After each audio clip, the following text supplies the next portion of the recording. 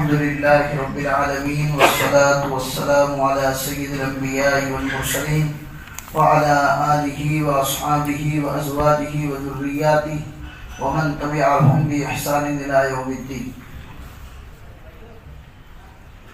أعوذ بالله من الشيطان الرجيم. بسم الله الرحمن الرحيم. واعتصموا بحبل الله جميعا ولا تفرقوا واذكروا نعمة الله عليكم إذ كنتم أعداء فألف بين قلوبكم فأصبحتم بنعمته إخوانا وكنتم على شفا حفرة من النار فأنقذكم منها كذلك يبين الله لكم آياته لعلكم تهتدون.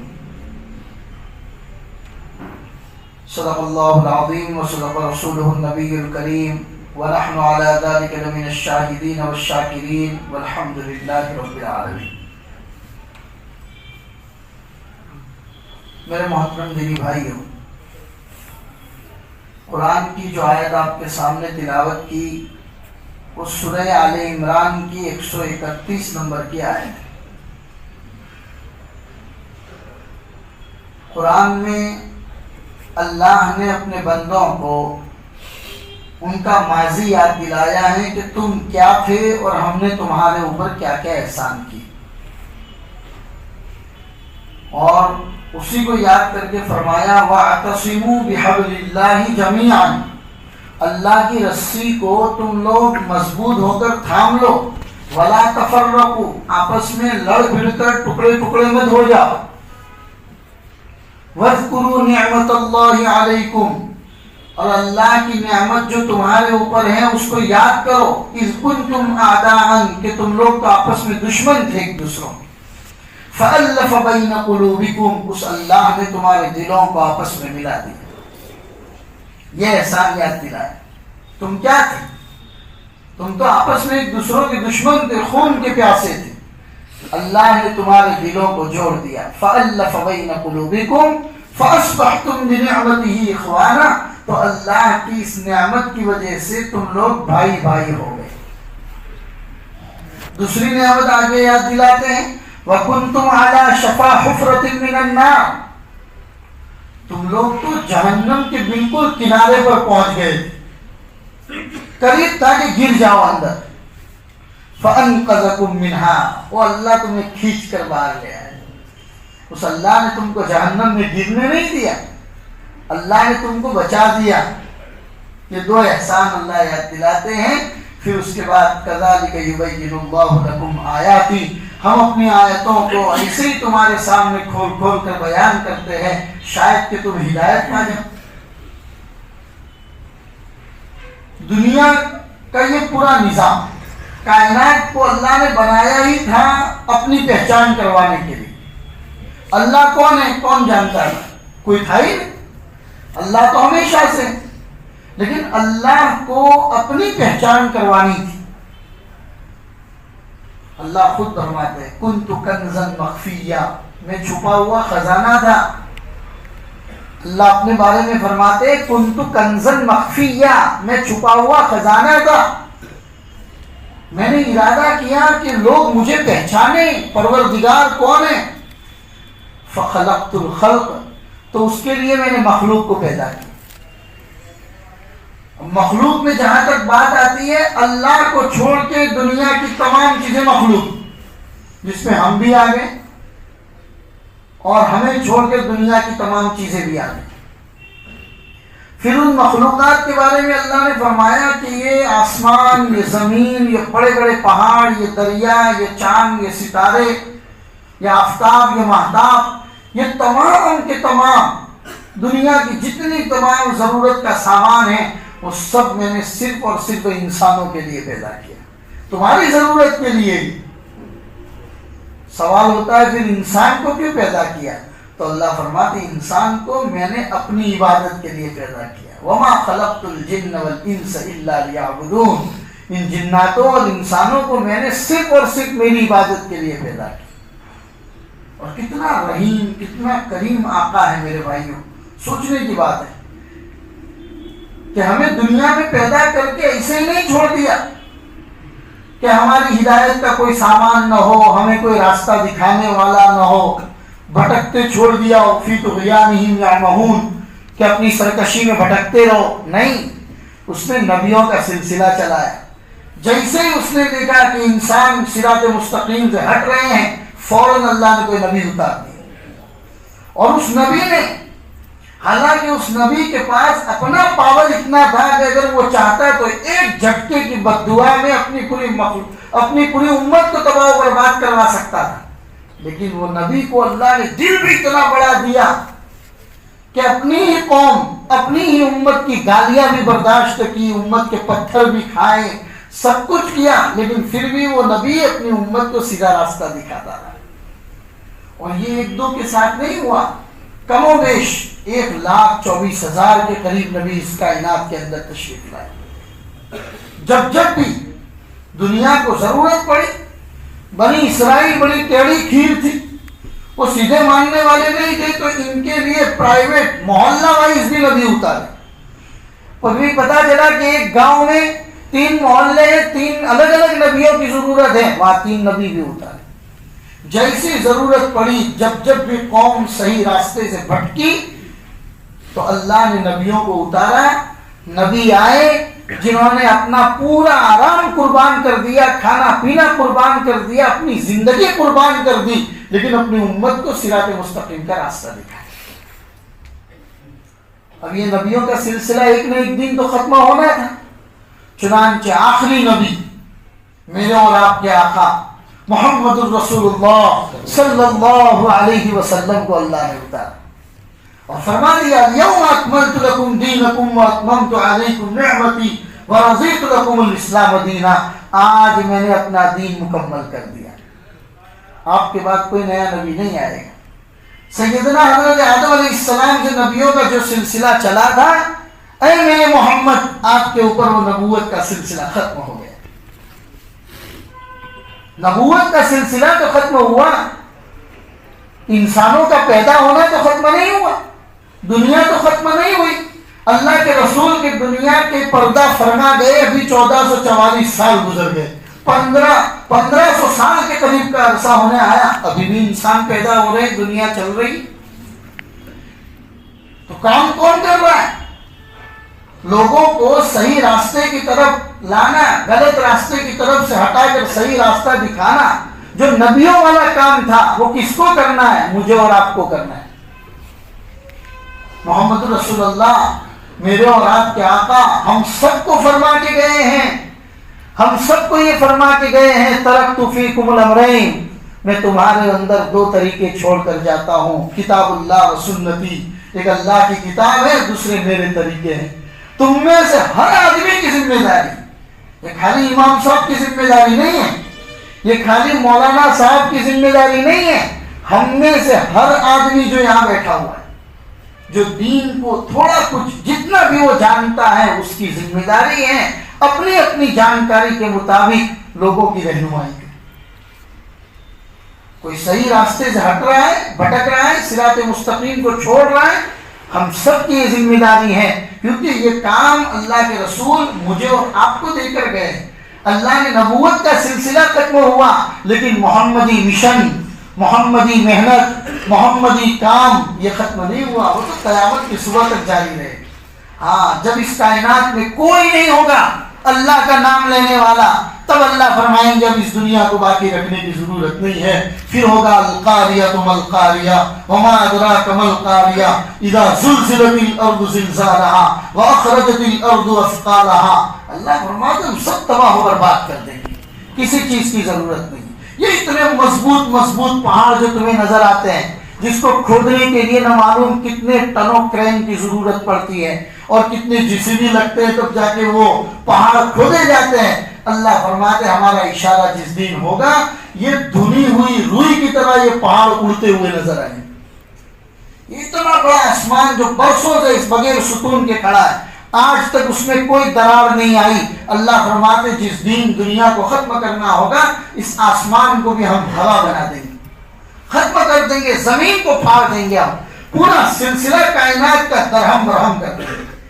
جب اس سرزمین کے اوپر کوئی اللہ کا نام لینے والا نہیں ہوگا، تب تو آئے گی قیامت. اور پھر اس قیامت کے جتنے طریقے ہیں. ایک صحابی آئے اللہ کے رسول کے پاس، حضور مسجد نبوی میں تشریف فرمائے اور کہنے لگے یا رسول اللہ قیامت کب قائم ہوگی؟ حضور نے فرمایا جب امانت ختم ہو جائے گی. حضور نے فرمایا جب امانت ختم ہو جائے گی. تو صحابی کہنے لگے یا رسول اللہ امانت ختم ہونے کے کیا معنی ہے؟ کیسے امانت ختم ہو جائے گی؟ تو حضور نے پھر اس کے معنی بتائے. حدیث کی کتابوں میں بابو اشراط الساعہ یہ عنوان ایک ہیڈنگ ہے عربی میں، بابو اشراط الساعہ، قیامت کی نشانیوں کا بیان.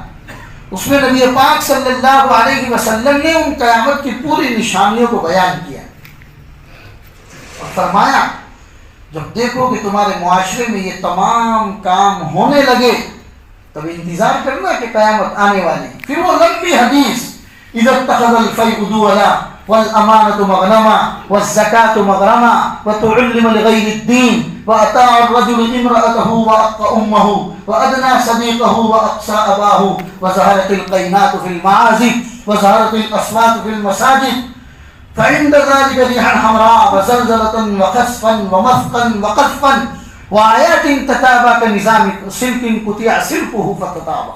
یہ پوری حدیث اللہ کے رسول نے فرمائی. اور فرمایا کہ جب یہ کام ہونے لگے تمہارے معاشرے میں تب انتظار کرنا کہ قیامت آنے والی.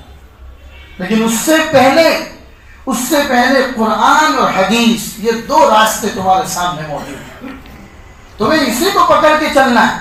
اور ہاں ضرورت اور اہم بات جو سب سے بڑی سکھائی امت محمدیہ کو وہ یہ کہ کبھی بھی شرک کے اندر مت پڑنا.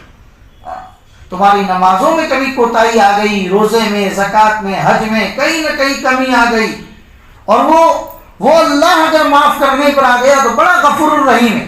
احد پہاڑ کے برابر بھی گناہوں کا انبار لے کر آؤ گے.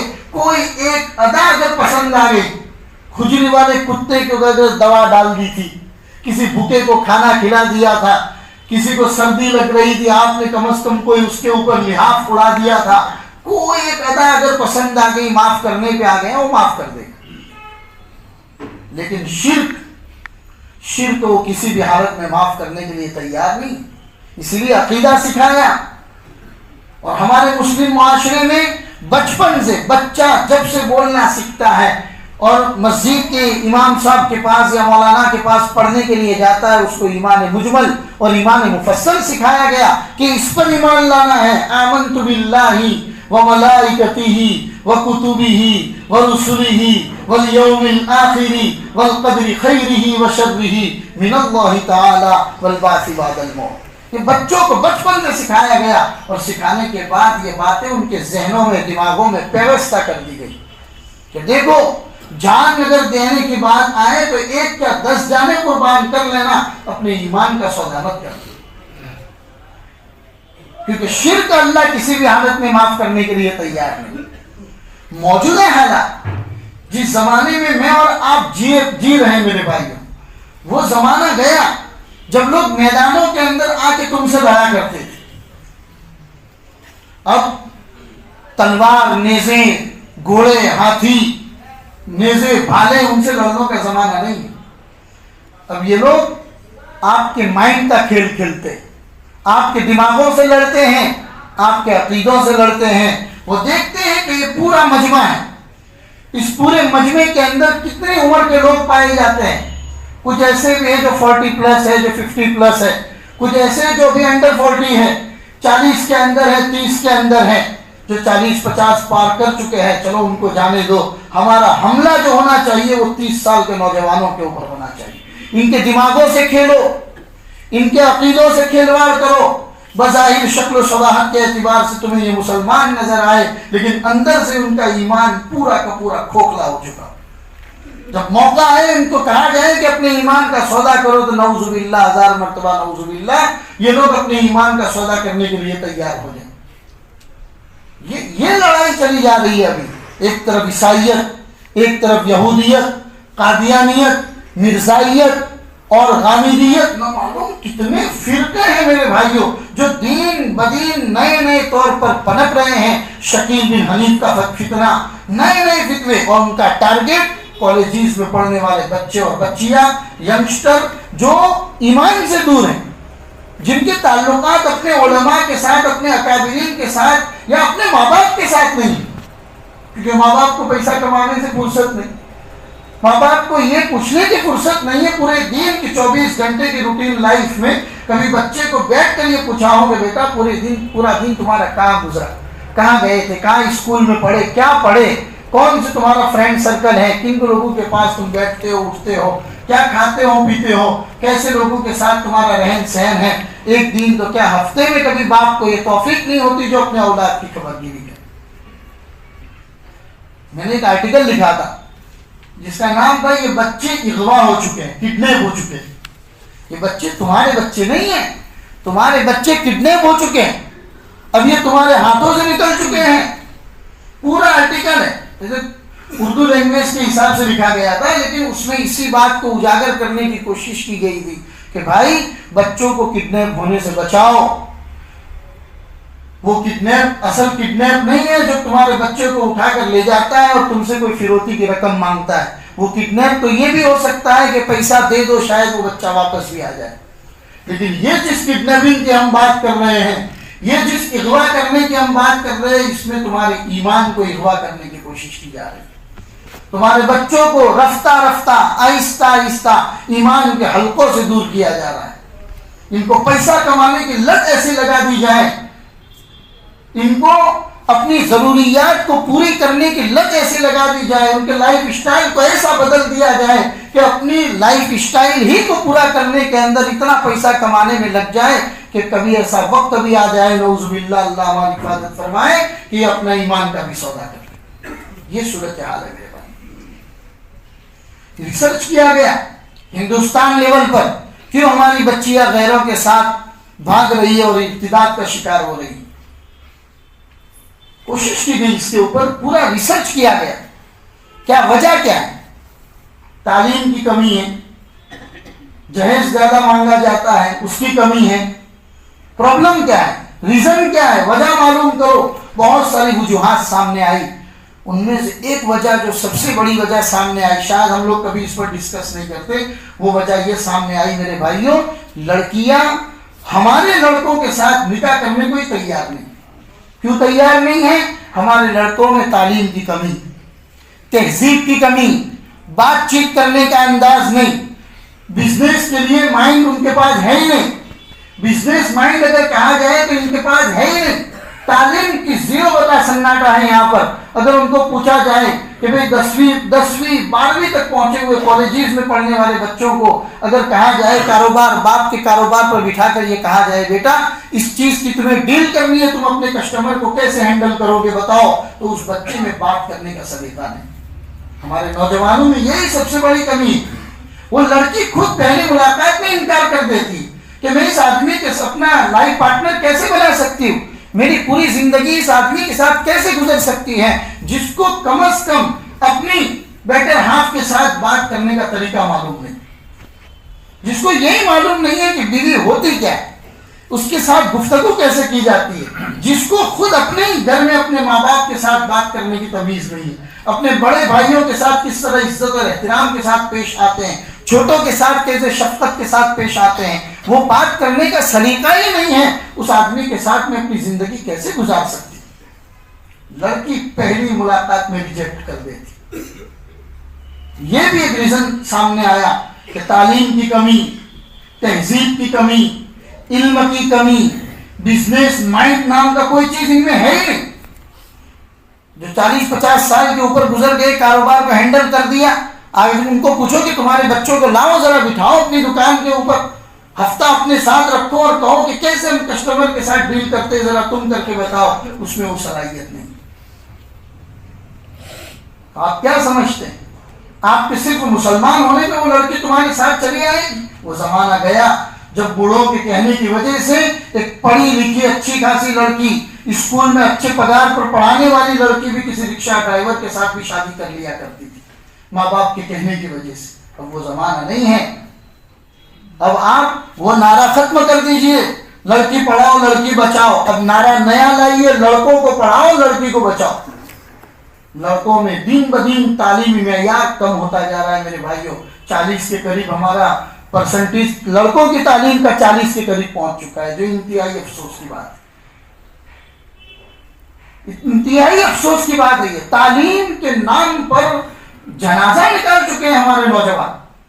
फिर ये कि माँ बाप अच्छी खासी फीस भर के 15,000, 20,000, 25,000 इतनी बड़ी फीस भर के अच्छे कॉलेजेस में, CBSE न मालूम कौन कौन सी अच्छी स्कूलों में उनको पढ़ाते हैं, और फिर देखिए उनकी तहजीब का आलम क्या है।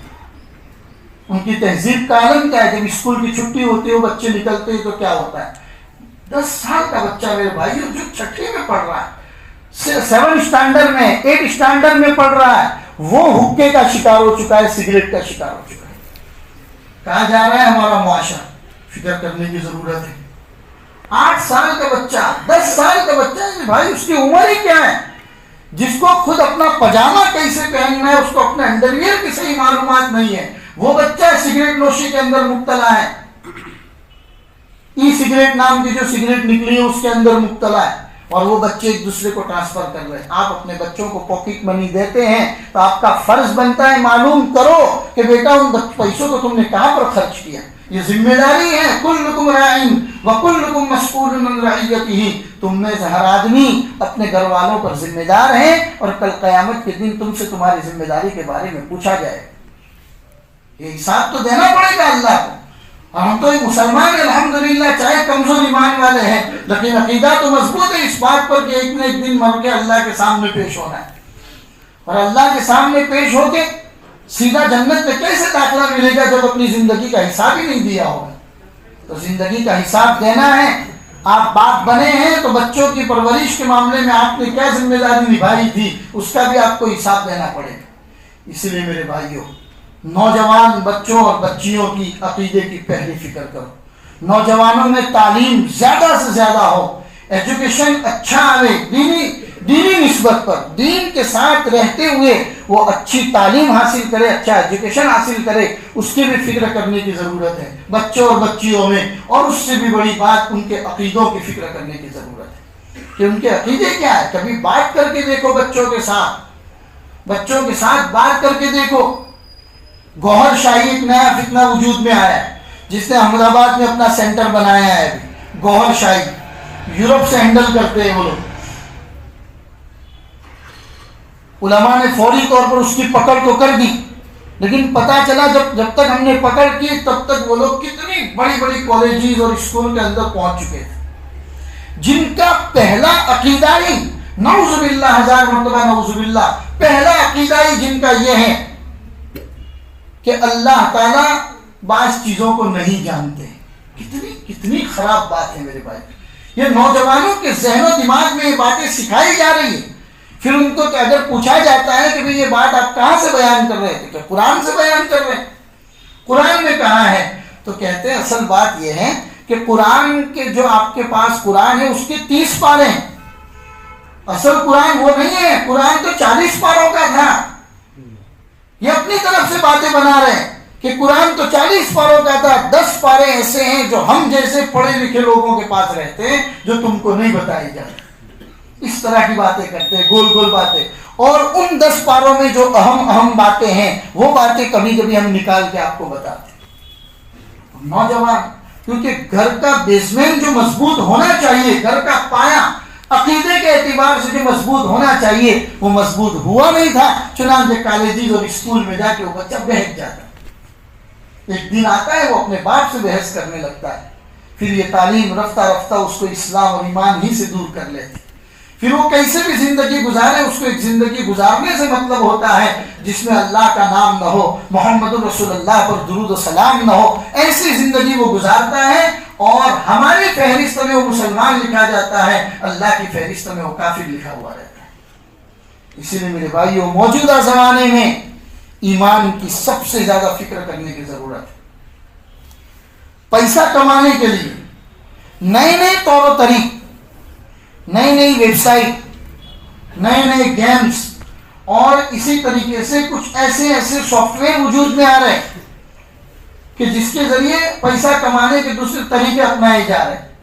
حالانکہ نوجوانوں کو یہ بتا دیا جاتا ہے میرے بھائیوں، آپ بڑے سوشل میڈیا استعمال کرتے ہیں اور آپ موبائل استعمال کرتے، سافٹ ویئر استعمال کرتے، کوئی بھی نئی چیز جب آپ کے پاس آتی ہے اور اس میں آپ کو پیسہ کمانے کا کوئی شارٹ کٹ بتایا جا رہا ہے تو کمانے سے پہلے اپنے علماء سے رابطہ کیجئے، معلوم کیجئے کہ میرے لیے حلال ہے یا حرام ہے۔ کہیں ایسا نہ ہو کہ شارٹ کٹ میں آپ کو پیسہ آتا ہوا تو دکھائی دیا اور پتا چلا کہ آپ اپنی بیوی اور بچوں کو حرام کی کمائی کھلا رہے ہیں۔ اللہ کے رسول صلی اللہ علیہ وسلم نے تو فرمایا حلال الحلال بین والحرام بین، حلال بھی واضح ہیں حرام بھی واضح ہیں۔ خطرے کی جو بات ہے وہ ان دونوں کے بیچ کی ہے، جو شک والی بات ہے، اس سے بھی اگر تم بچ گئے تو حلال اور حرام تو واضح ہے۔ بچنے کی جو ضرورت ہے وہ شک والی چیزوں سے بچنے کی ضرورت ہے۔ جہاں کہیں پر آپ کو اطمینان نظر نہ آوے، شک نظر آوے کسی بھی پیسوں کے بارے میں، وہ راستہ ہی چھوڑ دو۔ جب تک آپ کسی بھی معاملے میں مطمئن نہیں ہو جاتے، سیٹسفائیڈ نہیں ہو جاتے، تب تک آپ اس راستے کو کبھی نہ چنو۔ کیونکہ ہمارے نوجوانوں میں پیسہ کمانے کا شارٹ کٹ ایسا بتایا جا رہا ہے نئے نئے طریقوں سے، نئی نئی ٹیکنیک سے، کہ نوجوان فوراً اس کی طرف بھاگتا ہوا نظر آ رہا ہے۔ اور ایک آدمی کو تھوڑا منافع کیا ہو گیا، وہ فوراً یوٹیوب کے اوپر اپنا ویڈیو بنا کر بیٹھ جاتا ہے، لوگوں کو بتانا شروع کر دیتا ہے کہ دیکھو میں نے اتنا کما لیا، میری بیوی بچوں نے اتنا کما لیا، تم لوگ بھی لائن میں لگ جاؤ۔ میرے بھائیوں، حلال اور حرام کی تمیز کو واضح کرو۔ پیسہ کمانے سے پہلے دیکھو کہ کون سی چیز ہے، اور ہمیشہ پہلے تو ماں باپ بچوں کو سکھاتے تھے، بوڑھے لوگ سکھاتے تھے کہ بیٹا شارٹ کٹ کسی بھی راستے میں خطرے سے خالی نہیں ہوتا، کسی بھی راستے میں شارٹ کٹ نہ اپنایا کرو، خاص طور پر پیسہ کمانے میں شارٹ کٹ کبھی نہ اپنایا کرو، کیونکہ وہ کہیں نہ کہیں تمہیں ہلاکت کی طرف یا حرام کی طرف لے جاتا ہے۔ اللہ ان راستوں سے ہم سب کی حفاظت فرمائے، کہنے سننے سے زیادہ عمل کی توفیق عطا فرمائے، ایمان کی فکر کرنے کی توفیق عطا فرمائے۔ میرے بھائیوں، کثرت کے ساتھ لا الہ الا اللہ محمد رسول اللہ اس کلمے کو پڑھا کرو، ایمان مجمل ایمان مفصل سے اپنے ایمان کو تازہ کیا کرو۔ بچوں کو کبھی لے کر بیٹھو تو کہو کہ بیٹا چلو پڑھ لیتے ہیں، کیا ہے ایمان مفصل؟ آمنت باللہ، اللہ پر ایمان لایا، وملائکتہ، اس کے فرشتوں پر ایمان لایا، ورسلہ، اس کے رسولوں پر ایمان لایا، اس کی کتابوں پر ایمان لایا، والقدر خیرہ وشرہ، تقدیر اچھی ہو کہ بری ہو سب اللہ کی طرف سے ہوتی ہے، اس پر میں ایمان لایا، والبعث بعد الموت، اور موت کے بعد دوبارہ اٹھ کر اللہ کے حضور میں جانا ہے، اس پر میں ایمان لایا۔ یہ ایمان مجمل اور ایمان مفصل کے اپنے گھر میں چرچے ہونے چاہیے۔ میرے بھائیوں، کامیاب ترین انسان وہ ہیں جب اس دنیا سے جائیں تو اپنے ایمان کو بچا کر لے جائیں، کیونکہ ایمان کے اوپر ہر طرف سے حملہ کرنے کی کوشش کی جا رہی ہے۔ میرے بھائیوں، عقل مند انسان وہی ہے کہ جو موجودہ حالات میں اپنے ایمان کی فکر کرے۔ اللہ ہم سب کو اپنے اپنے ایمان کی فکر کرنے کی توفیق عطا فرمائے۔ وصلی اللہ علی النبی الکریم وعلی آلہ واصحابہ اجمعین برحمتک یا ارحم الراحمین۔